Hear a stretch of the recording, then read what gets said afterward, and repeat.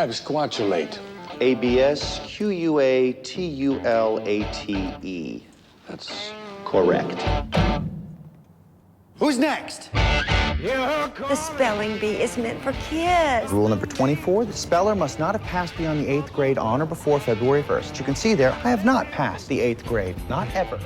Congratulations on the movie. Thanks. Loved it. Thank you. And you know, just judging by the reactions of the premiere last night with the audience, I think it's going to be a real hit with people. So congratulations. Well, I hope so. Thank you. It's a small movie. It's a small release, but if enough people dig it, then maybe they'll tell a friend, and it'll keep expanding and expanding.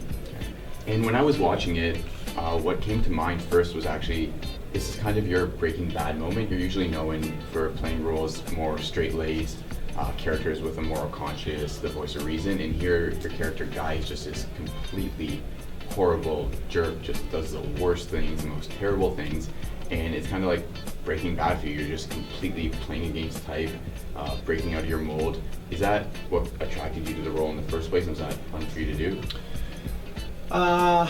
You know, if it was just a pure acting play, I would probably have said yes to that. That's probably why I would have taken it, because of that, and because there's an acting challenge there to play somebody who's super prickly, but show that there's a real soft side inside of him, and you kind of want that balance. But I never intended to play the part. I was always just going to direct this film. You weren't going to star initially? Yeah, no. I went after a couple of actors, and you were able to say it. And they were not interested. So before I went to actor choice 3, 4, 5, I thought about playing the part myself, only because I was very concerned about hitting that target just right, where you're playing somebody that is not likable on the page, on the screen, but there has to be something where you can empathize with them. So I wanted to sort of bank on myself for that, and also just as a director, I thought I might be lightening my workload by taking care of that part myself. Hi, I'm Chaitanya Chopra. What's her name? Spin it around. What was your winning word? It was autofellatio. I've never heard of that word. If you don't point that curry hole that way and sit your fucking ass down on that seat, I'm gonna tell the captain that your bag's ticking. No matter how thick your skin is, some of this stuff is going to offend you. Were you going for kind of a shock value element at all, or you just wanted this guy to be completely No, detestable? I mean, we certainly did not work the script in a way where, we got to make him crazy here. Basically, we said, to make somebody laugh, it's got to be something unexpected. It's got to be something that is different than what you experience in a normal situation. It's got to be something a little bit uncomfortable. It's got to be something that is not predictable. And that can take many, many different forms. When you're dealing with a character like this in an environment like a spelling bee, that's sort of that fish out of water or fox in the hen house type of thing, bull in a china shop, whatever you want to say, that sort of gives you a certain set of ingredients that have to clash, and in this case it is adult against child, and so that's going to dictate what the funnies are going to be. So it needed to be that, and so the burden came on me to play the character in a way where you don't despise him, and also as a director to kind of just build an atmosphere visually and musically that softens the blow on some of those things sometimes, to show moments of regret in the character if maybe he's gone too hard, or to put some music there that can establish some melancholy or pathos that can offset what might be a little bit of an offensive scene you just went through, or that you're about to go through. And the cast you have here is so great. You have, Philip, Catherine, just a bunch of great actors. But the one who surprised me the most, and I think who's going to surprise audiences the most, is Rohan. Mm-hmm. And I had never heard of him. I'd never seen him before. So I'm just curious, how did you find him? How did you cast him? He just auditioned. He sent in a self-tape, because he lives in New York. And we looked at that and looked at a bunch of other kids. And what really stood out with Rohan was that he has this sunny disposition and this authenticity of lack of fear and judgment, and that's what you need from that character to counterbalance how spicy my character is. And you've been saying in interviews over the past few weeks, few months, that directing is something you've wanted to do for so long. You've waited 20 years to find the right project.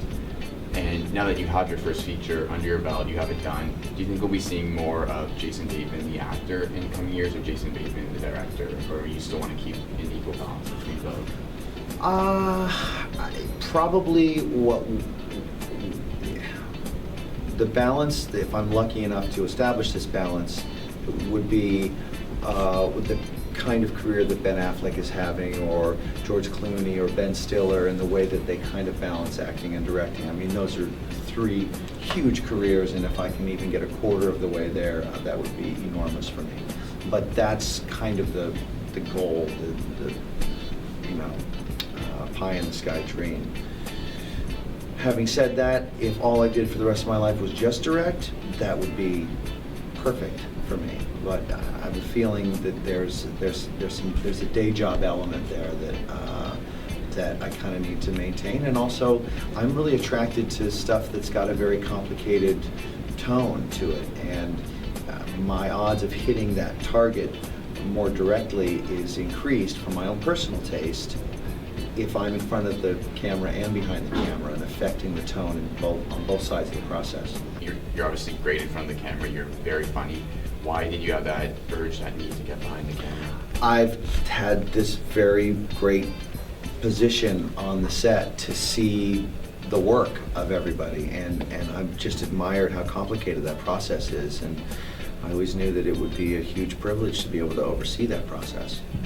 And there's one scene in the movie near the start where you're running away from the parents and you slide over the car in slow motion, which is a great shot, by the way. And the way you did it was so smooth, so clean. I'm just wondering, was that you who did it or a stuntman, and how many takes did it get to get that perfect? Yeah, that's me, Okay. and that's just, there's some retro elements in the film, you know, the Beastie Boys and the Smashing Pumpkins, and in that particular piece, that's a Starsky and Hutch sort of homage. And you know, Guy Trilby's roughly my age, and so I just thought he would really dig that music, that television show, and admire the relevance of those cultural icons. So it's not hard to just slide over a car like that. You made it look so easy the way you did it. Oh, it's not that difficult. You could do it. You could do it right now. And about Andrew's script, obviously he wrote the script and came to you, but how much of it did you change, if anything? So is the original script, is that what we see in the final movie, or did you have some input along the way? Well, every time a director comes on a project, they work long and hard with the writer to help kind of mold the script into the specificity of what the director plans on executing. And Andrew and I went through that process for a long time, and he was incredibly flexible with all of my thoughts, and we worked on it for a long time. It's always hard to remember what was your idea, what was his idea, and that's really kind of not something that, you know, is very important, because ultimately it takes the team contribution of not only he and I with the script, but the entire crew and the entire cast, and presenting everything to the audience. And just before we wrap up, I'd be remiss if I didn't bring up Arrested Development. Yeah. Season 5 movie, no confirmation on either of them, but just so many rumors, so much speculation. Can you clear the air at all? And I know as much as you. Truly, no one's told me a thing. Which would you rather, season 5 or movie first? Do you have a preference? No, I really don't care, because just being with those people is some of the greatest time of my life, and I'd spend every day the rest of my life with those people. I'm not that good at thinking things through. We are doing all we can. And that's why this plan was so shitty. Losers lose, Mr. Trilby. Well, you don't know me, and you don't know why I'm here.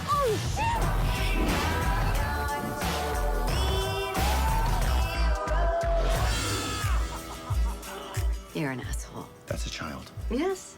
So why don't you take your potty mouth, go locate your preteen cocksucker son, and stuff him back up that old blown-out sweat sock of a vagina and scoot off to whatever shit-kicking town you came from. Want to get ice cream now? Fuck ice cream. How much to touch them? Let's go ask her. Marzipan!